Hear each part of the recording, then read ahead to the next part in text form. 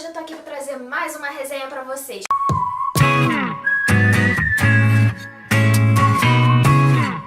A resenha de hoje é Gaia, a Roda da Vida, da Thelma Brites Alves. Esse livro é muito bom, mas eu tenho os meus poréns que vocês vão descobrir mais pra frente. Primeiro, vamos à história. Não é a deusa Gaia, é a garota Gaia. Gaia é uma menina de 16 anos, que ela foi criada dentro de um iate. Quem dera eu ser criada dentro de um iate. Mas não, eu sou criada aqui no Rio de Janeiro, sofrendo numa casa de alvenaria, nesse calor infernal, sem um ar-condicionado, que a gente fica pingando, né? Mas enfim, coisas da vida. E aí, Gaia foi criada nesse iate pelos pais, até que sua mãe morreu, né? E ela foi criada pelo pai sozinho, que enlouqueceu por essa morte / sumiço da mãe dela. E aí acontecem as coisas e Gaia precisa aprender a viver sozinha, né? Porque antes ela vivia é como se fosse um Big Brother, todo mundo ali olhando ela, sempre tem alguém pra ver o que ela tá fazendo. E agora ela tem um pouquinho mais de liberdade quando ela vai morar com os tios. E aí ela conhece algumas pessoas na vida dela e ela começa a descobrir quem de fato ela é. Porque ela sempre foi uma menininha, sempre muito restrita, e agora ela passa a se descobrir, passa a virar mulher. Nessa história a gente tem um pouquinho de romance, mas é bem pouquinho. O romance não foi levado muito a fundo, mas a história mesmo é a história da Gaia. É ela acreditar na roda da vida, porque ela é descendente de Poseidon, e a grande história do livro vai ser a trajetória dela pra ver se ela acredita nisso ou não. Se ela vai dizer vai acreditar que é verdade, ou se ela vai dizer que tudo isso é uma maluquice da tia dela. Mas afinal de contas, ela é? Não é? É verdade? É mentira? Leia o livro pra saber. E aí entra a roda da vida. A vida de Gaia vinha numa constante. E quando acontece algo e a roda da vida dela começa a girar, é que as coisas começam a acontecer no livro. E aí você vai descobrir junto com a Gaia todas essas aventuras com que ela vai ter que passar e todos esses dilemas dela, existenciais, que a maioria dos adolescentes passam e aqueles que nem todos passam, né? Nem todo mundo tem uma teoria de, poxa, será que eu sou descendente de Poseidon? Não tem. Então, ela tem essas crises, né?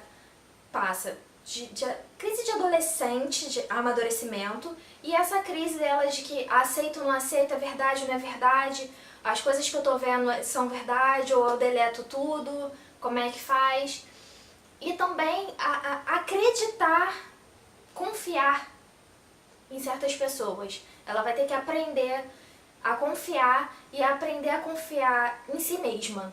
Um pedacinho do livro que incomoda um pouquinho é o início da história, que você começa a ler e você não sabe se você está no presente, se você está no passado, porque a autora, ela insere alguns flashbacks na história, mas em nenhum momento fica claro que é um flashback.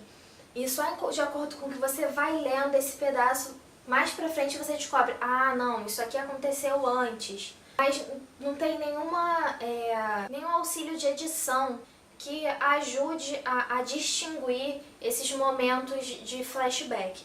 Então você começa num pedaço que você acha que é o presente e de repente ele te joga um pouco pra trás, e aí você acha que vai pro presente de novo, ele te joga mais pra trás. E quando você acha que a história começa a andar, ele volta lá atrás de novo, até que chega no momento que a história de fato engata e ela avança. Aí surgem poucos flashbacks, mas você consegue identificar que é flashback. Mas o primeiro terço da história você fica um pouco confusa porque a história não anda. Mas depois que a história anda, você pensa assim, cara, pena que esse livro não foi desenvolvido mais a fundo nesses dramas dela, existenciais, nas aventuras dela que ela tem que passar, e nem na parte de romance.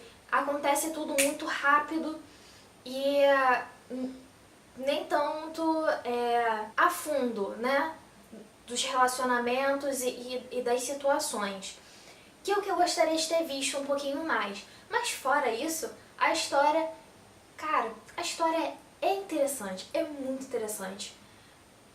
Eu nunca cheguei a imaginar por esse lado uma história falando-se de um descendente de Poseidon. É legal as intrigas, a maneira com que ela abordou, que você passa em lugares diferentes, você tem um pedaço da história nos Estados Unidos, você tem um pedaço da história na Alemanha, você tem um pedaço da história na Grécia, você fica viajando um pouquinho entre lugares. A escrita da autora também é fácil, só tem que voltar novamente numa coisa que são os erros de edição, que tem certos parágrafos que foram cortados pela metade e estão começando embaixo quando na verdade deveriam ser continuações, ou frases que foram separadas com apóstrofe e parece que eles refizeram o tamanho do texto de novo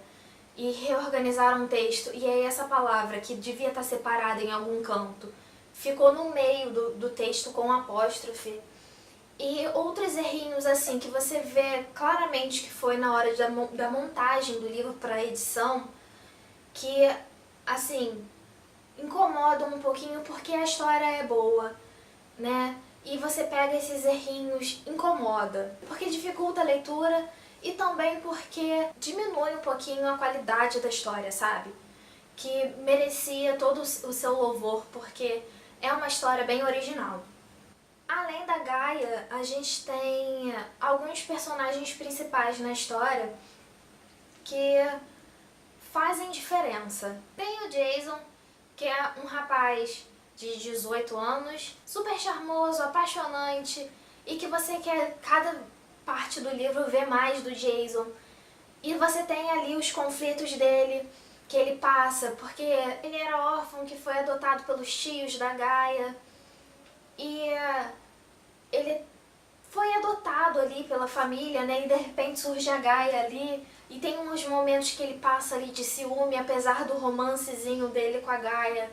Tem também os tios da Gaia, que é a Lyra e o Sírio. A Lyra é irmã da mãe da Gaia. Ela é super excêntrica. O Sírio também tem um pouquinho da sua excentricidade. E os dois são personagens maravilhosos. Gente, e que casa é a casa deles?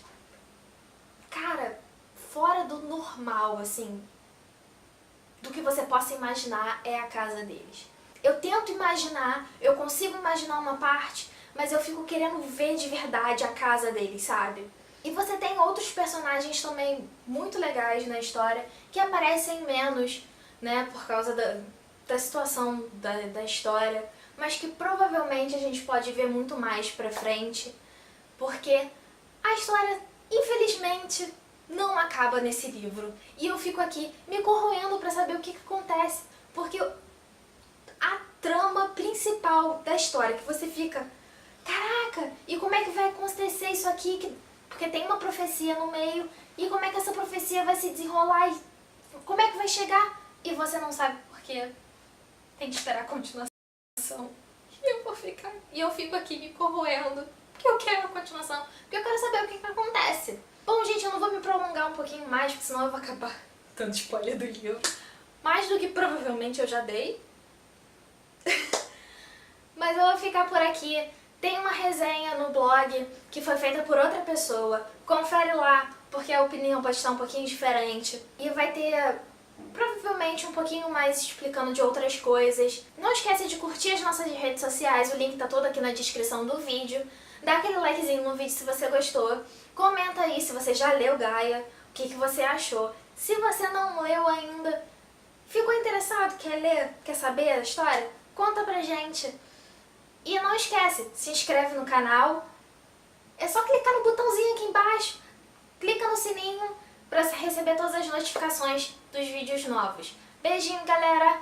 Tchau, tchau. Fala, galera. Hoje eu tô aqui tratando...